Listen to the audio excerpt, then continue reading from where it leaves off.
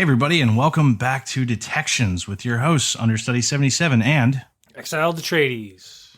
tonight is a special night as we bring special guests. And notice that I say guests because we have two with us tonight. We have Eric and Whitney from Recon InfoSec. Go ahead and say hi. Hey, guys. How y'all doing? So anytime we have guests, we really like to kind of kick it off and start with tell us a little bit about yourselves. What do you do? What does that look like? Basically, let everybody know who you are. Who wants to start? Sure, I'll go. So my name is Eric Capuano. I'm the CTO of Recon InfoSec and one of the founders. And I'm a full-time InfoSec practitioner. So don't be fooled by the C-level title. I mean, we're a small company, so we kind of wear all hats. So I do everything from SOC escalations when our analysts need an additional set of eyes on a detection, but I'm also definitely the principal incident response consultant and just kind of all around technology sort of guru for Recon. Cool. And Whitney? Hey, yeah, I'm Whitney Champion. I'm the lead architect over at Recon with Eric. I'm formerly Red Hat and Booz Allen and Navy, and I'm finally back in the startup world with Recon for about I guess a year and a half now. So my background's mostly Linux and security, so I do a lot of our infrastructure, whether it's for our security services or for our NDR or OpenSOC platforms as well. So kind of supporting all different areas of the company in that. Awesome. And so we'll tease that a little bit as we go through the conversation, but ultimately I've had the pleasure to work with folks from Recon on two things. One, a big open source challenge that they do called OpenSOC, which we're definitely going to dive way more into tonight because it's one of the coolest like open and free blue team trainings that I've ever taken. But then I've also had the pleasure to get to take their actual like network defense range official training, which we're going to talk about more too. But before we kind of dive into some of that stuff, like somebody, tell me what all does Recon do? Like Eric, you talked about a lot of different hats, but like what all kind of do? Yeah, thanks for asking. So we are a fairly small but pretty mighty team here of security analysts and engineers and DevOps folks, and our primary focus is around sort of a few key things. So we fall into the MSSP category to an extent, but I really hate even using that acronym because it quickly starts to define a bucket of folks that would gladly just let you ship them your firewall syslog and then tell you that they're covering the bases, right? Yeah, we haven't gotten to the dark and dirty MSSP episode yet, but both of us have pretty long backgrounds in MSSPs. Yeah, and before I started Recon, I was very familiar with the problem of the conventional MSSP, and so when I started Recon, I immediately dug my heels in against that kind of status quo, and really sought out to build something that businesses truly needed, and not just basically regurgitating alerts that they could have otherwise probably generated themselves. And so one of the key offerings that we have that kind of is in the MSSP category is we call a cybersecurity partnership, because literally that's what the businesses that we've worked with truly need. They don't need monitoring of their firewall syslogs. They need a full top-down, from the fractional CISO all the way down to the security analyst sitting on the SOC floor. They need some level of that, and some companies need more of it than others. But we package the entire thing. So when we partner with companies, I mean they're getting the time of a CISO type person to work with them on strategic projects and roadmap items to help them sort of map to either a compliance framework or just one of the best practice frameworks like NIST or I'm drawing a blank, CIS top 20, and so we do a lot of good stuff for businesses in that area. And that's great because that's one of the many ways that kind of keeps our team sharp and active practitioners, because we operate a SOC and we defend networks every single day. And that's kind of evident if you go and check out our blog. We, every so often we work a really cool IR case, and we're happy to share the findings and kind of talk about what we encountered. So that's one of the things that we do. The other you touched on in our intro, we provide some pretty cool training, if I could say so myself.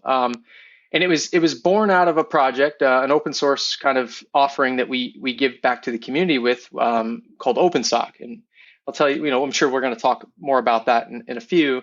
But the more formal kind of enterprise level offering that we provide in that category, we call our network defense range.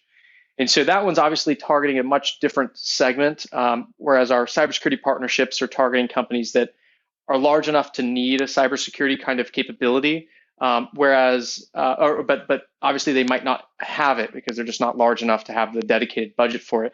But the network defense range is more targeting organizations that do have in-house security operations teams and are just looking to level them up, and we can provide a pretty awesome way to do that. It is pretty cool, and we're definitely going to talk about that. Plus, y'all use Moloch, so like bonus points. I mean, I don't know how someone could not use Moloch. It is probably one of the best kept secrets in the open source space. It really is. And this is why I like you guys.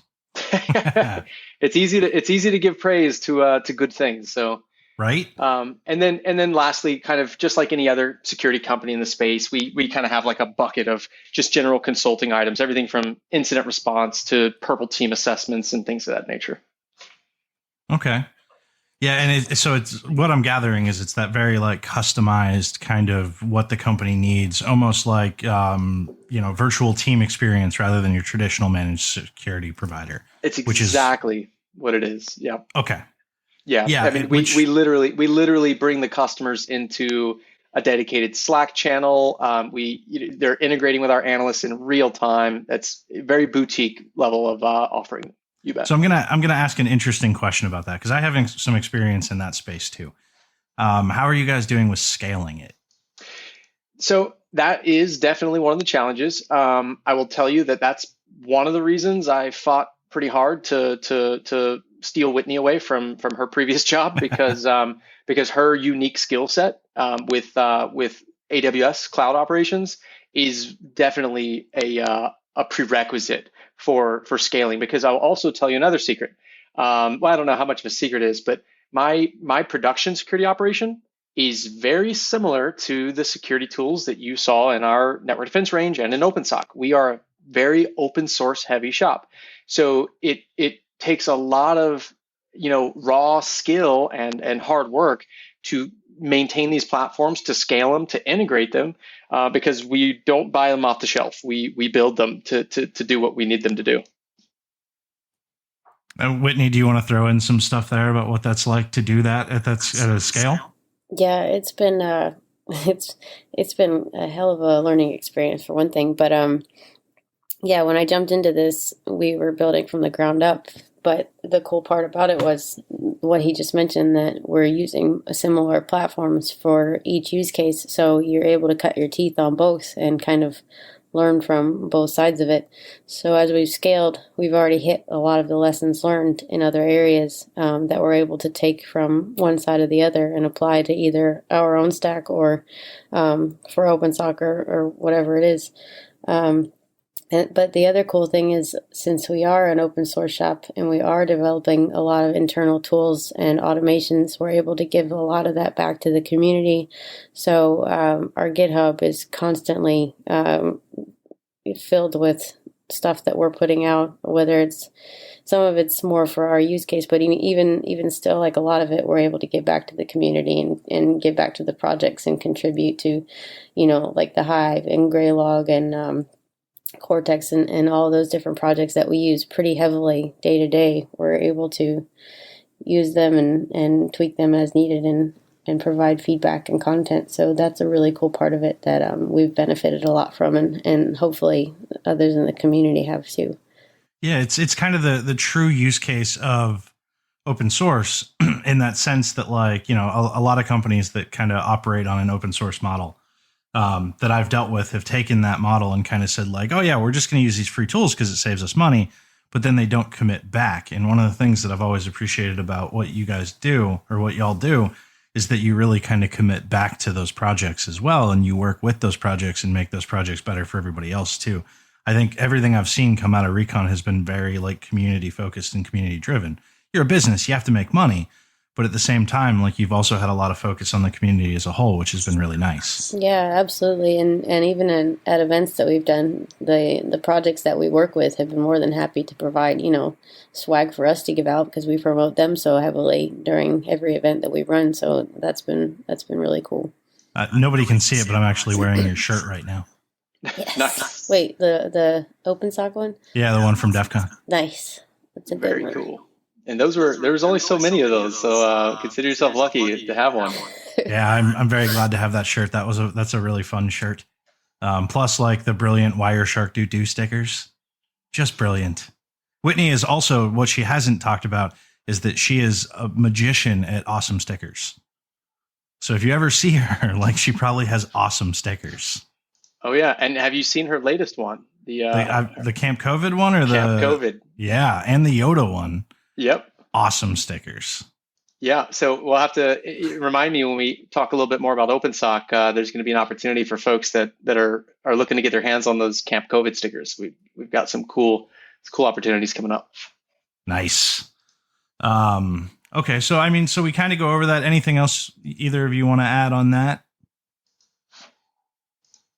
No. Cool. So let's actually pivot kind of into something that you brought up, what it's like to do the open source thing. So like using most of the open source stuff and kind of contributing back and kind of really building that like strong open source. Like talk about your experiences through that.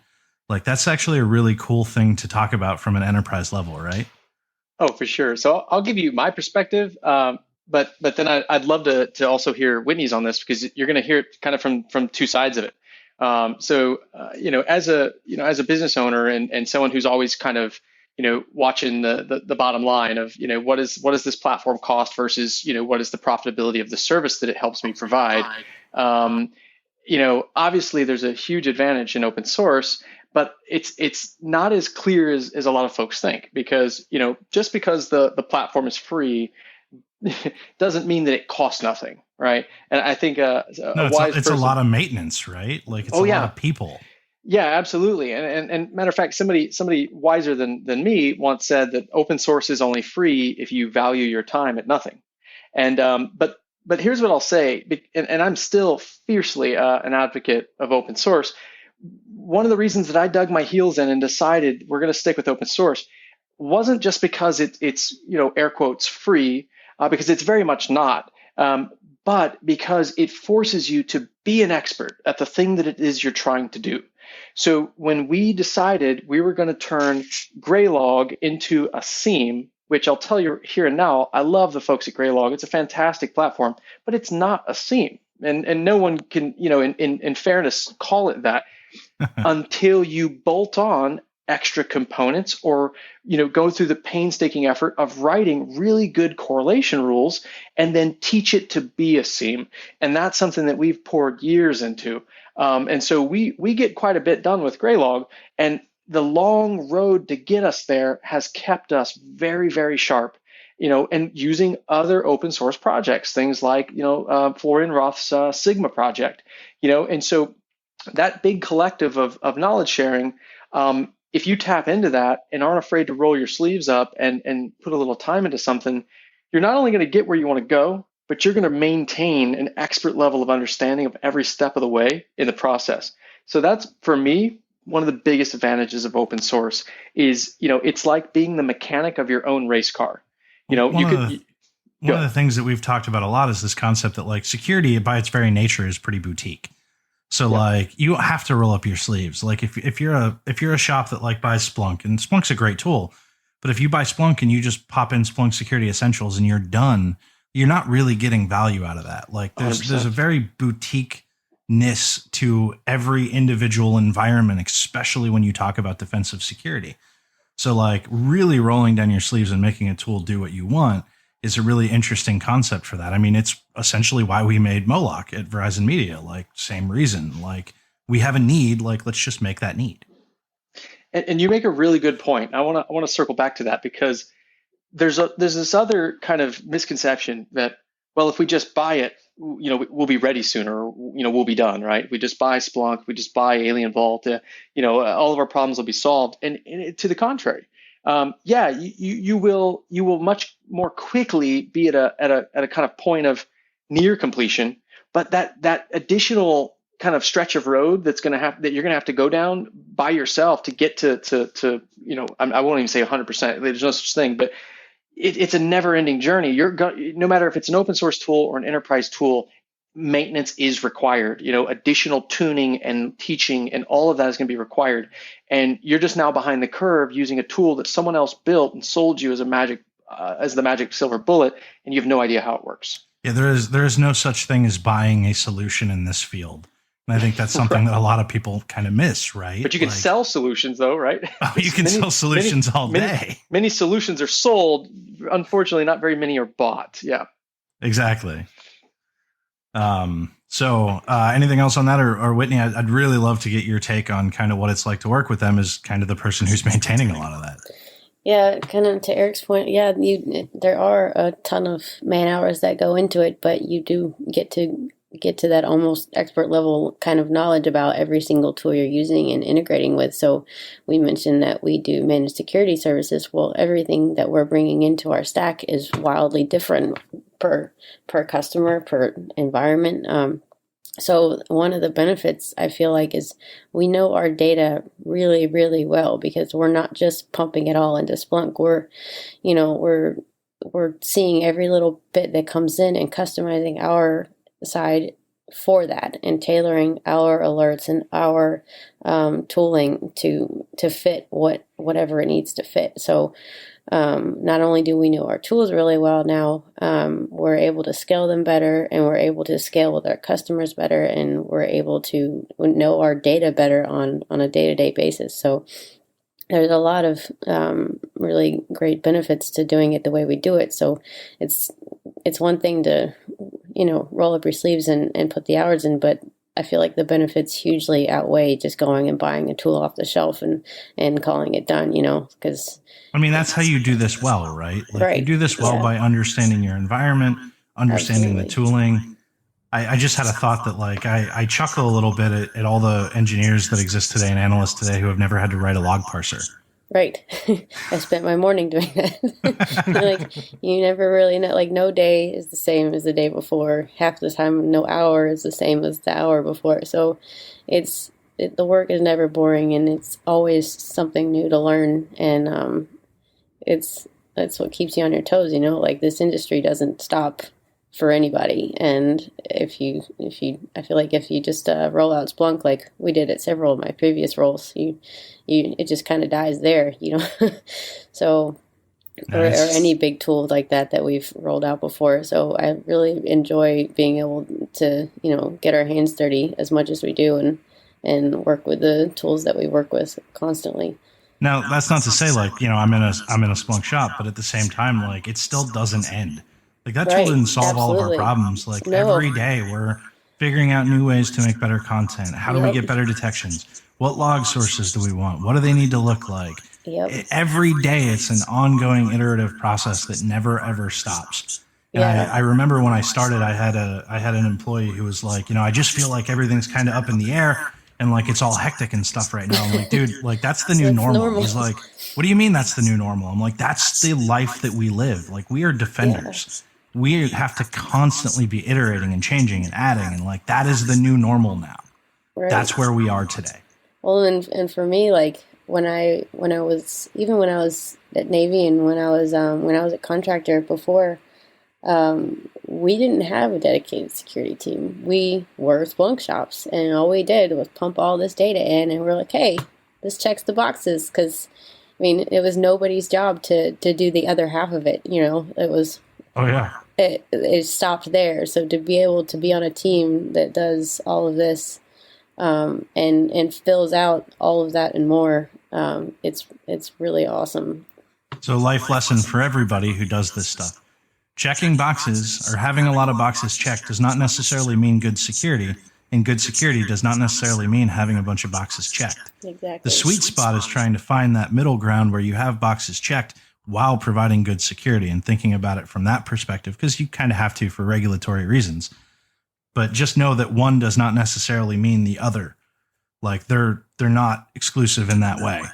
And it's always going to grow, and it's constantly going to change. So exactly. No complacency. So, okay, cool. So let's dive in a little bit to this concept of training, because the concept of training is interesting. And I want to talk about network defense range, but I want to save that till later. No, because I want to talk. Oh, go ahead. Before we go, since we just got done talking about that with the open source stuff, with what you all do, if any of our listeners wanted to participate, how would they go about doing that and helping out with your open source projects? So are you talking about OpenSOC specifically? Yeah, because you said you're heavily with the open source stuff, and basically just anything that you do, or if people wanted to, get involved. I think it's more them helping other open source projects rather than creating your own, right? Yeah. I would say we don't maintain any of the significant open source projects that we rely on. We mostly maintain smaller open source. Whitney puts out a lot of Ansible playbooks or makes pull requests to a lot of the bigger projects that we work with. But yeah, we don't personally maintain any of them. Cool. So, but I will actually answer that question again when we finish talking about OpenSOC, because there might be another answer to that question there. Sweet. So let's talk about that, because that's a really cool thing. And I got my first experience of that. Kind of like the way the world works is kind of interesting, because I got my first taste and first understanding of that from Surefire, who I go way back with Unallocated Space, which is a hackerspace in Maryland. He said, "Hey man, I know you do defense. This thing's going on. You're going to be at DEF CON. You should come play." So I came and played a little bit, and I know he's been involved, and that's kind of where I got my first experience with y'all. Let's start with what OpenSOC is. Yeah, for sure. So OpenSOC is something that I've been working on under kind of different names even since as early as 2016, and it was born out of, actually, believe it or not, my I didn't mention this earlier, but another thing that I kind of do in my limited spare time is I'm still a member of the Texas Air National Guard as a cyber warfare operator. And one of the cooler things that I get to do in that role is once a year I typically pencil out my annual training to go to a cyber competition that happens up in the Virginia area, and it's a lot of fun, especially for a guardsman that is only doing 1 week in a month, 2 weeks a year, to be able to go up there and put on the uniform and go toe to toe with literally all the kind of Five Eyes countries sending all their folks over to participate in this big cyber war game. And coming away from those, I was always kind of like star-eyed about the effort that went into making these ranges happen and these simulations and these exercises, but then always kind of let down a little bit because, unfortunately, as you guys know, probably with your own experience with any kind of government-run thing, it had its issues, right? And I feel like that's my background. Yeah. And I feel like, to their defense, I think what they were trying to do was they were trying to do way too much. And it ended up overall diminishing the real training value of the exercises, because essentially you'd come in with the team. And I remember one particular year, my team showed up and there was 25 of us. I mean, there's a lot of us on this team. And they gave us an environment and they expected us to do everything from manage Active Directory, Exchange, workstation endpoint configuration management. Oh, and then also, by the way, threat hunt, security, SOC operation and incident response. And of course, you show up and the environment's already compromised. So walking into an environment that's already compromised, expecting to manage Active Directory and Exchange and all these other things is like walking into a burning building and then starting to sweep the kitchen. Like, you know what I mean? But that was the expectation, and so of course it was a disaster every time. And, the red team would walk out, smug grin on their face. Like, you didn't see anything we did today. And it's like, yeah, because we were just trying to get all of our GPOs loaded. It was a joke. I mean, it's the CCDC problem. It's the basically all of these like red versus blue exercises that exist problem. Exactly right. Exactly right. So I came back from that exercise back in 2016, and maybe a little big for my britches. I kind of said, I think I could do this, and I think I could do it better than they're doing it. And so I started with a really, a very humble kind of little hypervisor, and I started building out virtual machines and kind of testing my theories that, could I simulate this? Could I simulate that?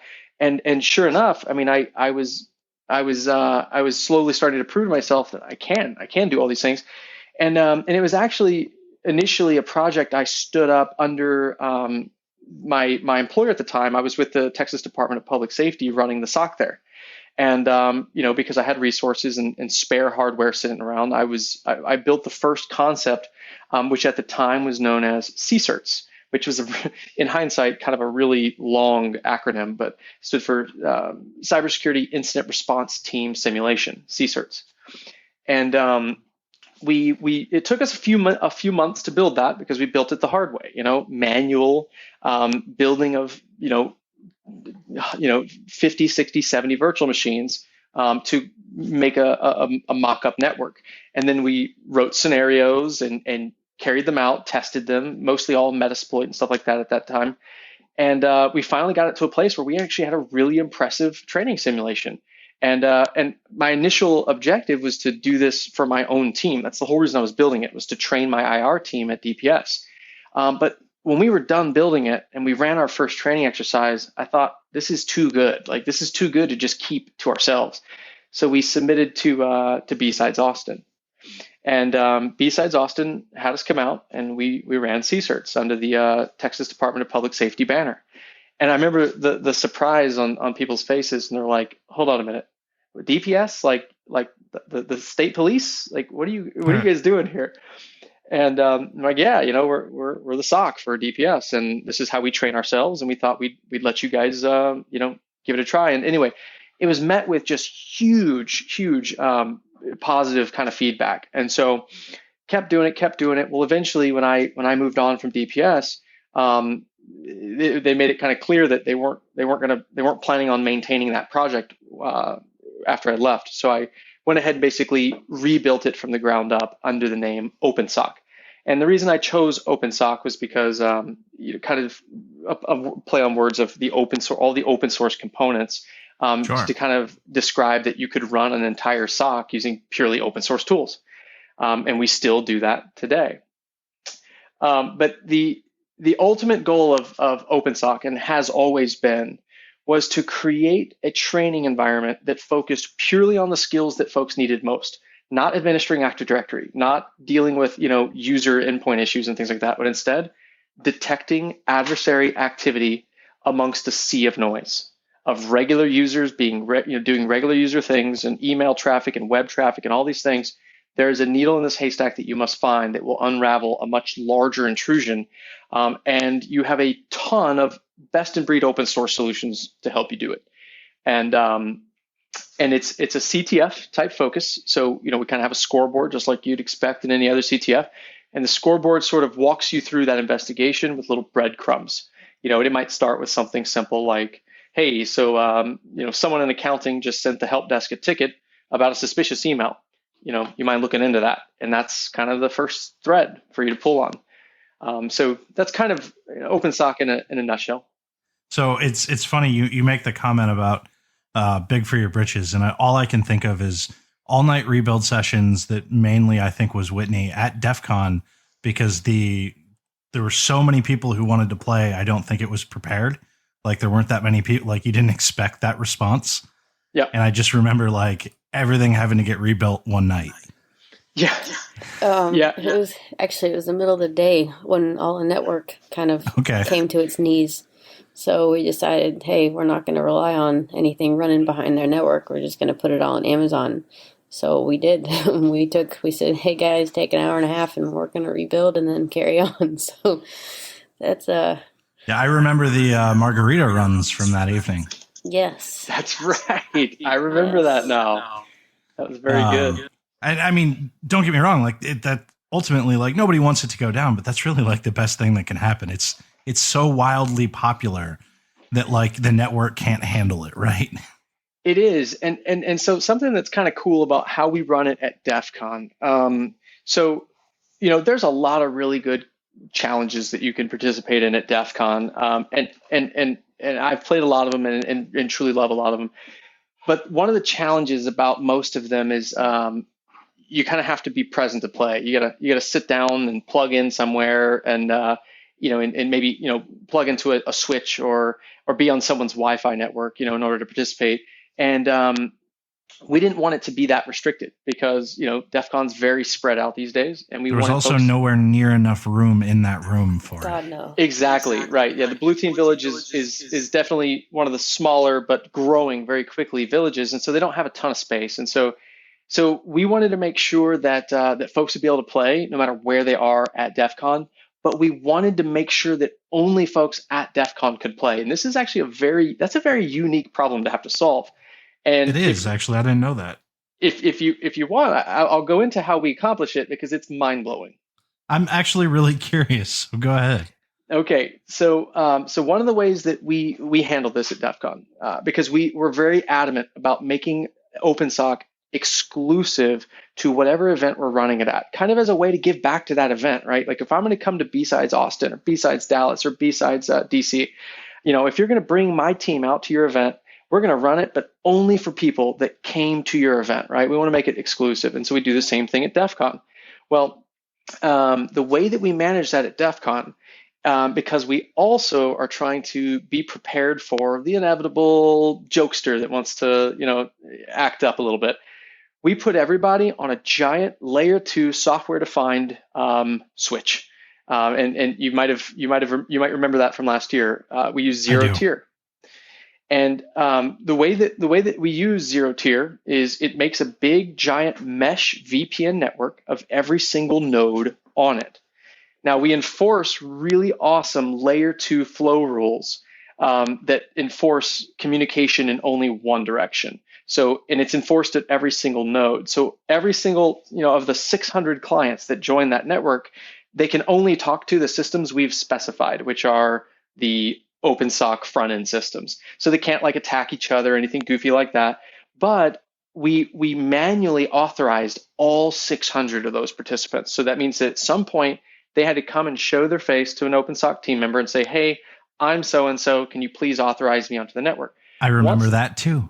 Yep. And once they're authorized, they can go to anywhere. You could get on a plane from Vegas and fly to Paris, and you can still play OpenSOC because you at least showed your face once and got authorized onto that network, and you're good to go. And we had to do incredible things to make all of that work very reliably, involving a hosted pfSense router sitting in Los Angeles that was bouncing some of the signals so we could defeat double NAT double NAT issues and things like that. Anyway, long story short, a lot of crazy stuff goes into making OpenSOC available to literally as many people that want to play it as possible. Oh yeah. And one thing that's probably worth clarifying for anybody who's not familiar with kind of the concept of a CTF, because there's so few defensive focused CTFs.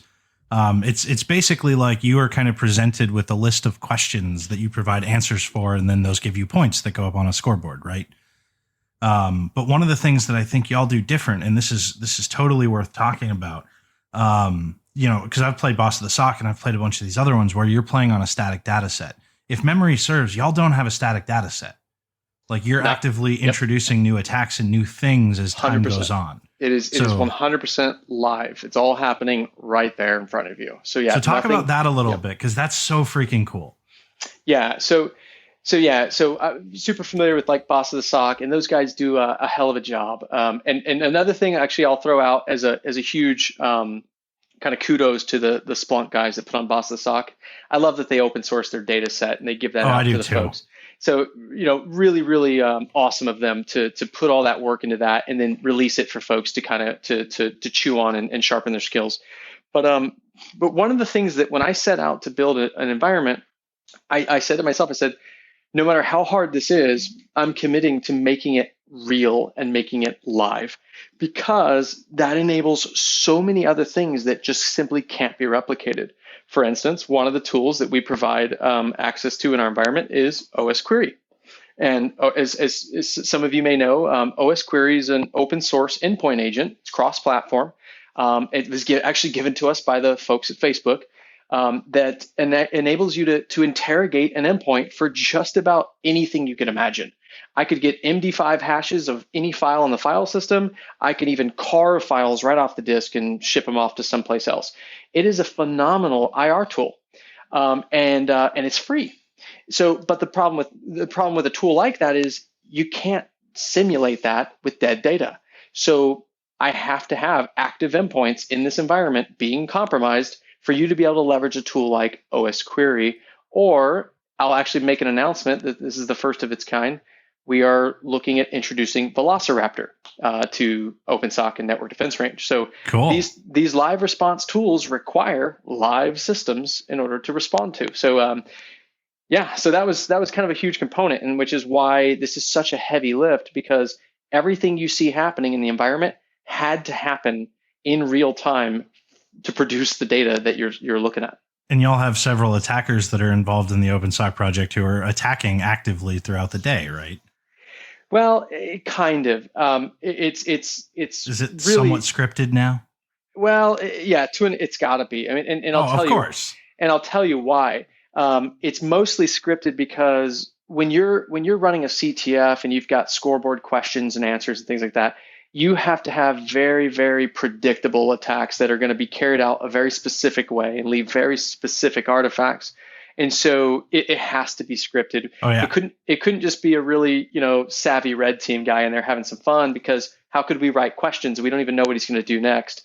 And so, yeah, that's one of the kind of key components is very, very predictable injects. So we have very predictable observables. Sure. And I think that kind of has to, like, you're right, it has to work that way for that kind of thing, because it has to be predictable. And when we talk about like the difference between the OpenSOC and the official training, one of the things that's really interesting about it is like doing the 2-day official training, to kind of skip ahead.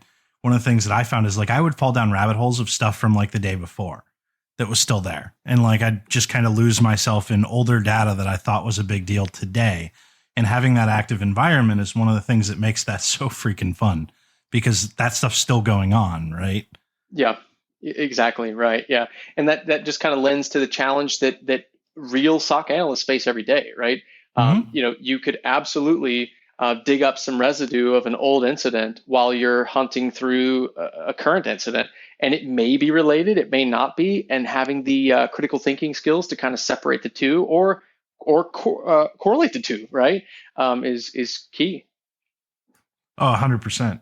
And it was such a, like, having done both is really cool because it provides a unique experience that we can talk about a little bit more. But as we go through it, like one of the things that's really cool. So like, and Whitney, you can probably chime in here too, as one of the ones who's managing a lot of this stuff and building it, is let's talk about the tool set that y'all use for this. Like, especially because as we're going to find out later, like, I think you guys are doing an online version, and we'll talk more about that later. Like, that's a teaser, but it'd be really cool. Like, let's talk about the defensive stack. Like, what do the analysts get to use? And then like, what do those tools do? Because that's super, like, there's a lot there. Yeah, so we're our main stack is, as you know, Moloch. You're very familiar with. Thank you. And then we've got Graylog, and which is based on an elk stack. So we also provide a Capuano front end now alongside it for certain events. And we also have OS Query, which we provide across all of the endpoints that analysts are going to be investigating. Like Eric mentioned, we're thinking about tying in Velociraptor sometime in the future. So we're testing that out now on our end. I think that's all of the tooling that we provide to the analysts right now. But which is still a lot.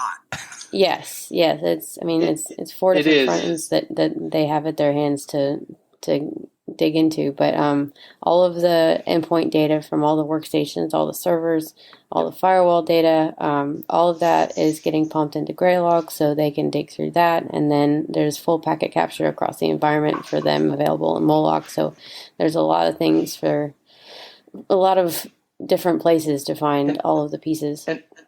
How much endpoint data, Whitney?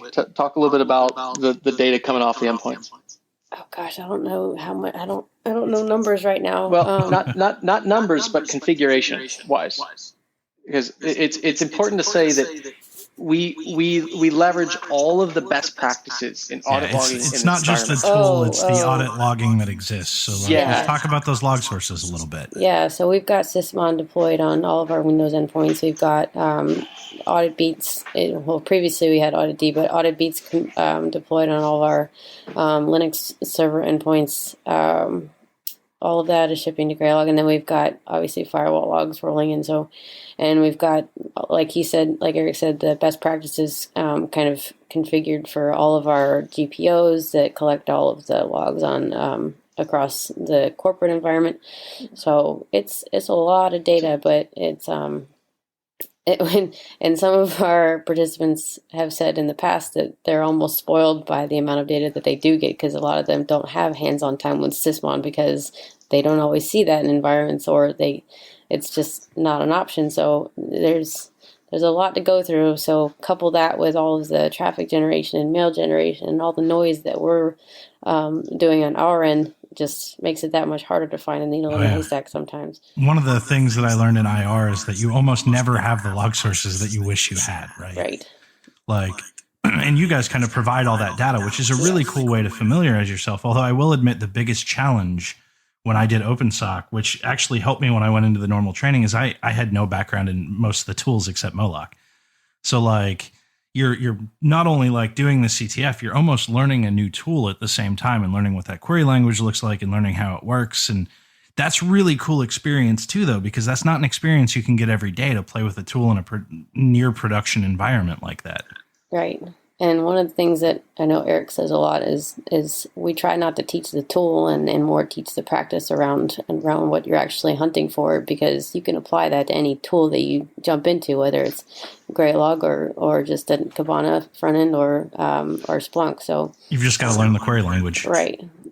And learn the data. So there's a lot of data that we pump in there, and there's a lot of opportunity to learn what that should or should not look like. So what's the size of the network in this range? So, we talk about the tools and all the log sources that are available. What's kind of the size of the network? What are we at now? Like, there's about probably 50 to 60 Windows front ends, Windows systems, workstations included. Probably, as far as in-game Linux systems, there's a handful, but then the actual infrastructure that it's all running on for our side, I mean, that's probably double that. So it's a big platform, but but what the analysts get to look at is probably 60 or so systems sitting in the corporate network. But plus email and go ahead. Yeah, but what I'll also say is we are currently back at the drawing board right now, working on what we're kind of calling range 2.0, and we are basically converting the existing range that we have, which mostly actually lives on bare metal hardware that we operate out of a data center up in Dallas. We are going full, infrastructure as code, cloud hosted soon, which would make the range as big or small as we want it to, by just a flip of a script, right? So we run, the number of endpoints we run now is mainly a limitation of hardware, but that limitation is about to go away, and so it can be. We have definitely found the limitation of hardware. Yeah, we have. We certainly have, but and that's another funny thing is that back in the historic days of OpenSOC, it ran on. A lot of folks have seen either the pictures or seen it in real life. We used to run it on a stack of Intel Skull Canyon nukes. And it was beautiful. I mean, I loved that little stack of nukes, and it would fit in a carry-on on an airplane. But then we outgrew that thanks to, I think it was DEF CON 26. We learned that that was no longer enough, and so we threw it on a couple of 1U servers and gave it a lot more hardware to run on, and then that took care of us really well for about a year, and then we decided, we're going to have to go pure cloud, here soon, and be able to scale this thing to hundreds and hundreds of systems, needed. And I tell anybody who listens to this knows that I'm not particularly one to mince words. Of all the CTFs that I have ever played as a defender, this OpenSOC is easily the best one that I've ever played. Like, it is the closest that you're going to get to reality, and probably one of the things that like my brain hates about most CTFs is that like, when am I ever going to use this? Like, this is a challenge that like I'm never ever going to use in practice. Like, almost everything is in practice. Like, you can apply this to what you do, and it's awesome. And I really love what you guys are doing with OpenSOC. Sorry, praise for a moment, but no worries. Thank you for the feedback. It fuels us up, because I also want to be sure to mention that this is a team effort. It's more than just Whitney and I that make OpenSOC happen. There's a team of folks. You mentioned Surefire. I was going to say, you want to shout some out? Yeah, for sure. I mean, so you mentioned Surefire. Matt Bromley is also a huge contributor to the OpenSOC project. I mean, huge. And there's several other folks on the team I could go through. Obviously, a handful of folks that work for Recon obviously support it, but we've got Brian Marks, Clint Milner, Jason Goddard. Kyle is as one of gosh, I'm drawing a blank on Kyle's last name. I probably should. Yes. So Kyle's awesome, because he's kind of like he's our main point of contact with DEF CON, so he gets to fight all those fights. Leo Bastidas, lots of folks. I hope I'm not forgetting anybody right now. There's too many of them. It happens. If you OpenSOC.io, if you scroll down, you'll actually see we kind of got Twitter handles for everybody that helps with the project. There's a lot of them, and I just want to make sure I call them out, because we couldn't do this on our own. Oh, 100%. And it's also worth saying to the whole team, right, that congratulations, because last year at DEF CON, like, you guys were Black Badge. Yes. Which was super cool. A guy that I know was one of the Black Badge winners from that, which is also super cool. Oh, nice. I give him shit about being a Black Badge winner all the time now. That's awesome. That was really cool, because we obviously we'd hoped for a Black Badge, but there's no guarantees. Nobody knows who's going to be a Black Badge competition actually until Sunday, like 15 minutes beforehand. Yes, yeah, exactly. And so we had high hopes, and we put everything we had into it. And luckily, DEF CON recognized not only the effort that we'd put into building the challenge, but the overwhelming response of how many attendees we had and how much work they put into working through the CTF. DEF CON took note of all of those things and went out on a limb and said, it was our first official year as an official DEF CON contest. And they said, yeah, nobody makes it Black Badge the first year. Like, I think Jeff Moss actually, DT actually tweeted at us a couple months prior to DEF CON 27. And he said, because we were kind of going back and forth with the Blue Team Village about, yep, we're gunning for that Black Badge this year. And Dark Tangent got on that Twitter thread and said, well, you guys better bring it, because I'm pretty sure only one other village has ever made it in their first year. And we did. Nice. And I don't, you told me at one point, but I don't remember offhand how many. You had a crap ton of participants. Do you remember the rough count offhand? It was 577, Whitney, I think. Yeah. That's incredible. Just below 600. Yeah. Quite a few. So now that everybody kind of has an idea about what this is, there's very specific timing to why you guys are on now. And you've been on the list for a while for us to reach out to, but then you made a tweet. And that kind of made us speed it up, because I really wanted to talk about this before this thing happens. So I believe that because everybody's work from home and stuff, you're going to run a home OpenSOC rather than at a conference, correct? Yes. And it is open to the public? Yep. And it's the first time we've ever done it that way, because every event we've ever run had been, tied to a physical conference of some kind, B-sides. These are strange times, man. Yes. They really are, and so we wanted to, especially because we had a couple events scheduled, like for instance B-sides Austin, that have been postponed until obviously Q3, Q4 even, and we said, well, we were already planning on running OpenSOC, this quarter or what have you. And this is probably a better time than ever. There's probably folks sitting at home looking for something, to fill their time. Let's do something crazy, and let's see if the community would be interested in an OpenSOC engagement. And that tweet kind of caught on fire, and so that kind of decided it for us. We said, well, it looks like the community wants this, so let's figure out what it's going to take to make it happen. So we're kind of, doing a sit rep on all of our systems and everything to make sure we could support a huge demand, because it looks like we're going to catch a huge demand. And we're gearing up. And you actually, on this podcast, will be the first time we announce our official date that we're planning to do. So I was going to ask, because I know that you haven't announced that yet, but I really want to eke that out of you. So I'm really glad that you just told me I don't have to try. That's great. Now, before we say first time announce, let's get this timey-wimey stuff correct, because we've fucked up on it pretty good. That's true, because this will be airing Sunday and it's Thursday. But touche. Well, I'll tell you what. If it's any value, we will not announce this on Twitter until this podcast airs. How about that? That is all up to y'all, but that would be super cool for us. Let's do it. I'm all about it. It makes no difference to me. I mean, because you guys brought us on and you gave us a little bit of airtime. So yeah, we'll tell you guys first before anyone else that we are planning to run OpenSOC on April 9th.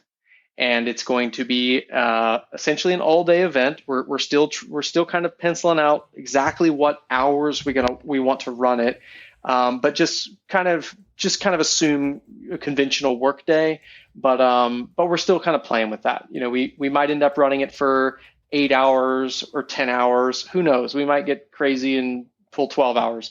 I don't want to commit to anything right this moment, because obviously that depends on the support staff that Sure. are going to be helping to run it.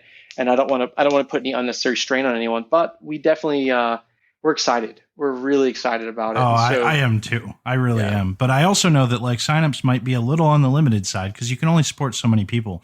So True. Where do people need to look to sign up, and when can they sign up? You bet. So we have a Google form that we've crafted for folks to use to sign up. Obviously, that's not released yet. We will tell you what, if you guys maintain a show notes, I'll give you a link to it, included in the show notes. And then when this tweet goes out after this podcast airs on Sunday, it'll also be in the tweet. So they can, of course, follow us on Twitter at Recon _InfoSec and catch a hyperlink there, which will also be in the show notes. But we will totally put the actual link to sign up in the show notes, because I think the people who listen are would get great value out of this training, and I know a lot of people are looking for it. So, well, then I'll tell you what. The reason this actually will pencil out to be pretty cool for your listeners is if they're listening on Sunday, I would pause the show right now. Go click the link in the show notes, because you will be able to sign up before anyone else even knows the sign up form exists. So that's a quick way to kind of guarantee you'll have a spot in this OpenSOC run on April 9th. Because once we tweet that link, I imagine we're going to get quite a few signups. Oh yeah. And as you mentioned, yes, we're possibly going to have to limit how many folks actually participate because of just technology limitations, right? Sure. So we'll have to balance that out. So April 9th, everybody remember, if you haven't signed up yet, go click the link in the show notes or on their Twitter or wherever you can find the link. Sign up, because it's going to be awesome. And I think my group from VZM has actually been talking about signing up together and playing together, since a couple of them didn't get to do the formal training, and we'd like to do this too. Awesome. Well, then I'll also say that for anyone that's followed Whitney on Twitter and has seen her Camp COVID work from home sticker, it's incredible, and that's going to be our door prize for the winning teams. So nice. I am actually, if you guys are interested, I am actually happy to throw in a couple detections patches or stickers as well. Oh, please! For anybody who's interested, yeah, I'm more than happy to grab a couple patches to go out to the winning team, and stickers. We've got shiny ones and stuff too. So we will jump on and support this project, because it's awesome with some swag. Fantastic. Cool. I do have a question, though, since we're still kind of talking about this coming up. With the OpenSOC, what would you say mainly for the people listening? What was the target audience for the people of OpenSOC? That's an awesome question. So OpenSOC is pretty much geared towards any skill level, whether you're just getting started in InfoSec or you've been doing it for years. There's something for you there. But I'll even say it goes beyond InfoSec. We've had folks sit down, with just broad kind of IT backgrounds network administrators, system administrators sit down and say, wow, this was so eye-opening to me to kind of see what an attack looks like from telemetry from a firewall I'm actually very familiar with, and it's just awesome. So the target audience is really just anybody that's passionate and willing to learn some new concepts. But it's, I would say, specifically geared towards SOC analysts, DFIR folks. Nice. Awesome. Thank you. Sweet. It's actually so really cool because as we pivot a little bit into the other side of the training, like the on-prem training that you'll do, fun story. One of the guys who came to the training was somebody that I had just moved from our service desk into the security team. And we were, level him up, invest in people because that's good. So his first real experience with us was doing the network defense range training. And he said it was a really cool experience. Like so much of it was over his head, but like he learned so much about like how stuff works and how people work and like going through that, which was really cool. I'm very glad to have gotten to do both, but I want to talk a little bit about the network defense training because I think that was also a really cool training. And if, you have a security team that's looking for training, we would be doing a disservice by not talking about it. Yeah, for sure. So, the biggest difference between, say, the OpenSOC CTF and the official kind of network defense range training that we offer is the network defense range training is something we do usually on-prem with an organization that has a SOC team that they're looking to level up and kind of increase their skill set. And so we'll usually have a much more custom sort of offering for that client. We'll, customize the environment. We'll write custom scenarios based on threat actors or TTPs that are most relevant to them for their industry or what have you. And then the other really big differentiator there is we deliver it in an instructor-led fashion. So you can have myself or, a Matt Bromley or Marcus Guevara, they're usually in the room with your team kind of coaching through this intrusion. And we'll typically have much more drawn out, sophisticated intrusions that are going to more or less replicate. This is what a worst case scenario would look like in a real environment, right? Where, they're using clever techniques. They're not just kind of like smashing and grabbing. And they're leaving all sorts of little persistence and, just dirty little things throughout the environment. And so we're really pushing the envelope of, how well do you not only detect the bad things that are happening, but then properly scope, the intrusion and not miss the little breadcrumb that went that way or the other way. And so it's pretty interactive. It's very much, it's like having an over the shoulder sort of, seasoned IR person kind of throwing the questions at you of how to think about the situation, not get lost in the rabbit holes, and sort of encouraging you to think about it differently. But then one of the heaviest focuses that we provide on this is the one that, in my experience, is the one that organizations of all sizes struggle with. You could have a really awesome, highly technical SOC team and still not be doing this well, and it's communication. And so we push really, really heavily for communication between the teams, the members of the teams, the team leads, all the way up to the CISO or the equivalent, to make sure that command and control is sort of intact. And so it's a very interactive, very team-based approach to these scenario-based trainings. Being on the other side of the table, it was actually really interesting to see how different teams function. So like my team went and like grabbed a separate room and we were just on voice chat or video chat, like talking through stuff and kind of figuring out who was going to do what and who was going to work where. Some teams worked only through Slack, like some team, like it's really interesting to see how these different teams work, which was really, really freaking cool. But there's two other things I think that from the learning side of it that are probably worth bringing up here. One, at the end of it, you typically get dope stickers, which I mean, in OpenSOC, you're going to get dope stickers too, but like we got a lot of dope stickers. I got a lot of Wireshark stickers still, which is awesome. But two, and the more important one, CTFs are kind of like question based. So like you're answering questions that are kind of guiding you. In this case, you don't necessarily have a guide. So you have an alert that came in, like there was a suspicious email or we found something that was weird. And then how you dig into that and where you go and what that looks like and where you look, like that all kind of comes down to you with help from the recon team. So you can ask a question. Hey, am I on the right track? Hey, what does this look like? But it's much more like a real live fire scenario where you're not trying to answer some arbitrary question and make sure that you get the formatting right. You're trying to get actual answers. And actually, I just thought of a third. The cool thing, like one of the coolest things about it is you never in training where you're talking about training, like it's training, you're learning something, you're learning how to use a tool, whatever. In an attack scenario, like you're doing the attack. One of the coolest things was the end of day briefs where like we sat down with y'all and you went through and said, here's exactly what we did. Like, here's how we did it on our end. Here's what it looked like for us. So like we got to see the attack side of it as well, which is something that honestly, a lot of defenders don't get. So those I think are probably like the three primary differences sitting on the other side of the table. Yeah, that's definitely something we bring to improve the training component, right? Is, I don't want to leave an organization kind of wondering, man, how did that attacker move laterally? And we didn't notice it. So giving that full kind of after action debrief of, step by step, here's what the adversary did. And then also simultaneously showing you the visible artifacts of that, right? Like kind of stepping through, here are the different event IDs that would have showed you this lateral movement. Here's ways you could have enumerated it with a tool like OS Query. Here's where Moloch would have highlighted that exfiltration by watching the bump on the wire from the known compromised system to the known C2 IP address.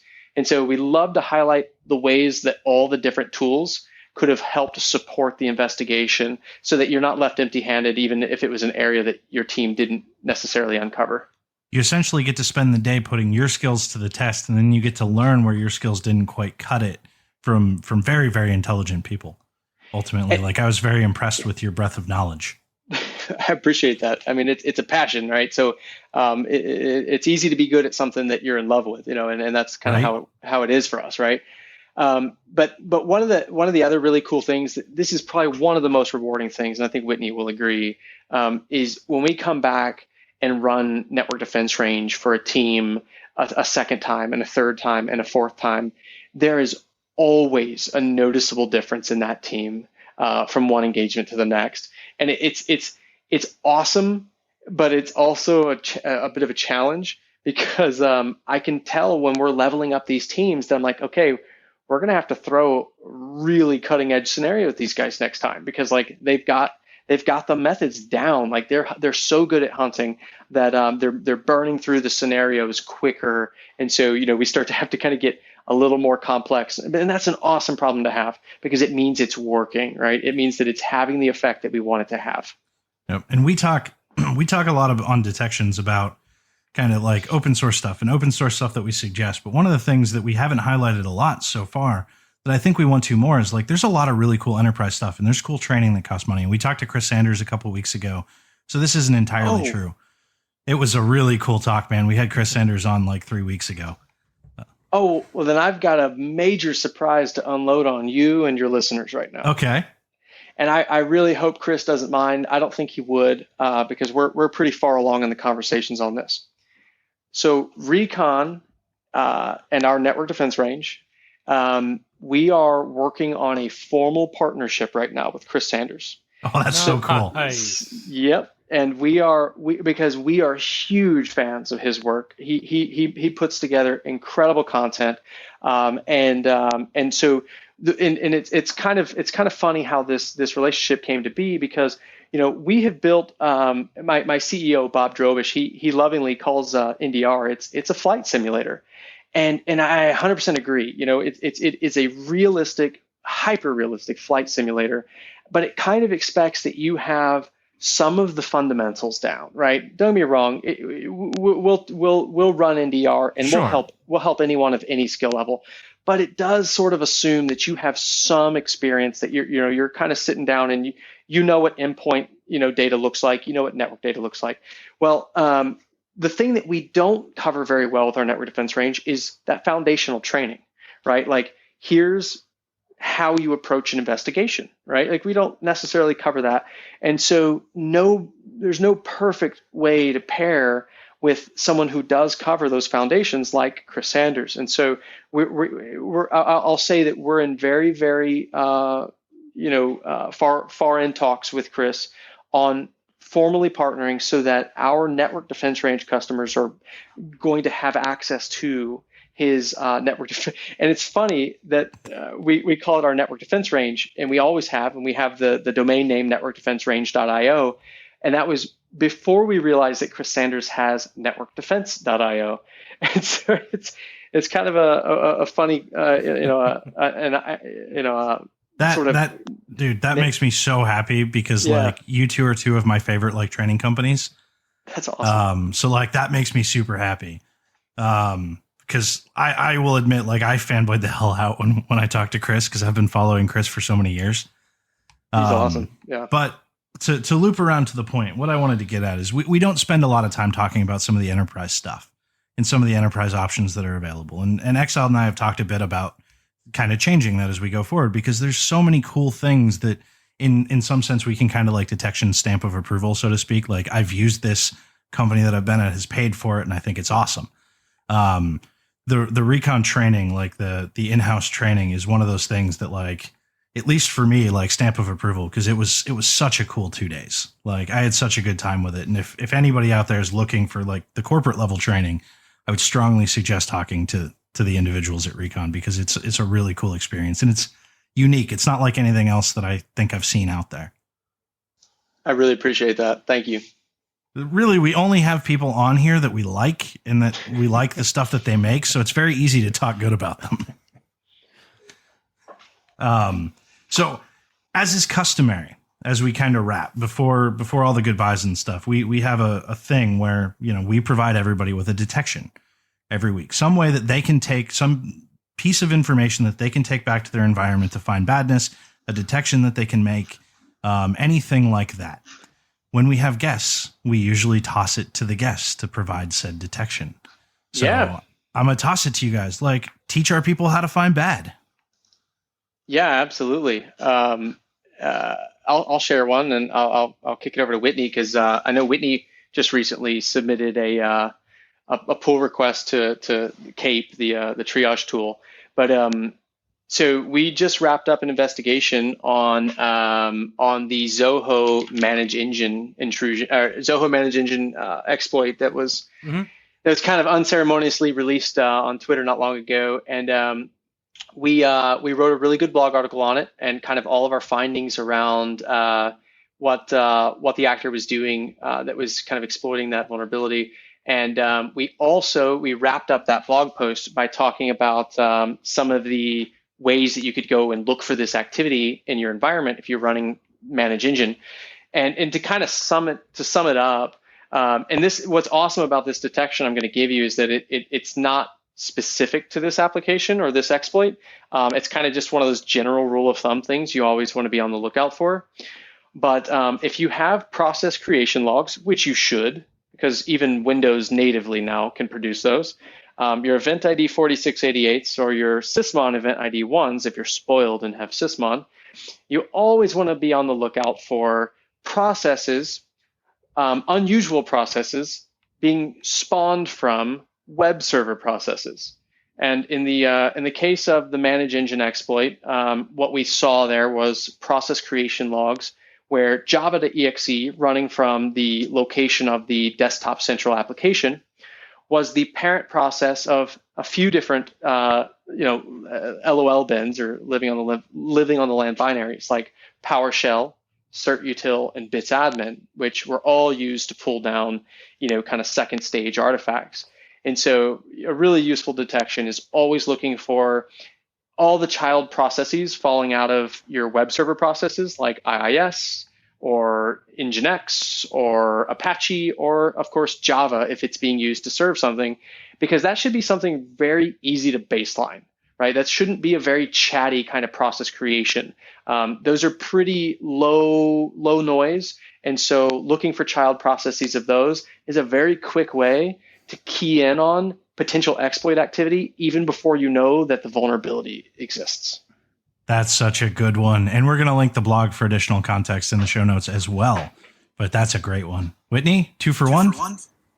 Well, I'll just add on to that. Eric mentioned that our contribution after that incident. And as we've said a couple times, we really try to give back to the community and contribute to tools wherever we can. So after this incident happened, we went ahead and tossed a snippet into Eric Zimmerman's Cape tool to pull logs from Zoho Manage Engine during an IR. So that would have been helpful in our case if we had that beforehand. But luckily, we were able to get that.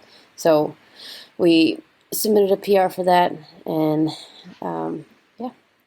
Awesome. So also check out Eric Zimmerman's Cape tool because it's also dope.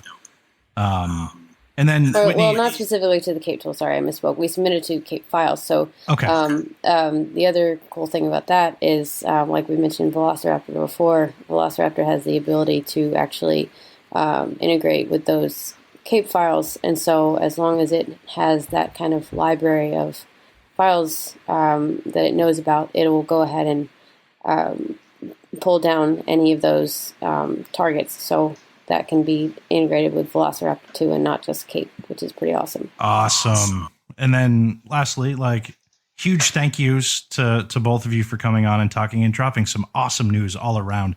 But how can they find you? Twitter. Yeah, I mean, Twitter's probably one of the easier ways. We'll leave our website in the show notes, and yeah, Twitter's probably the best way to get us. Just like all good things in InfoSec. Do you want to say your Twitters? Yeah, I'm Eric _. I'll spell it Capuano. And everyone already follows Whitney, so that's probably true. I hate pronouncing it because people will say short X stack and it sounds weird, but that's literally what it is. But it drives me crazy. Okay. And then I'll pass it over to Exile Man. Take us out. I do want to throw one thing in there before we officially go out. Yeah. So I have these cool little hats, right? That you saw, and you had one and gave it out at the detections hat. Yeah. Detections hat. I think what we'll do is if it's only going to be one, so highest rank. But if a regular detections listener ends up in the top 3 in the OpenSOC competition, I'll send them a hat. Awesome. That's cool. Nice. All right. So thanks for listening. Again, thank you both for coming on the podcast, sharing lots of information. Like, I'm going to be digging into this later because I had not actually heard of OpenSOC before. So I'm highly intrigued because you said a lot of things that I have said during my consulting time. So thanks again. Enjoy, everyone. Now go forth and find badness.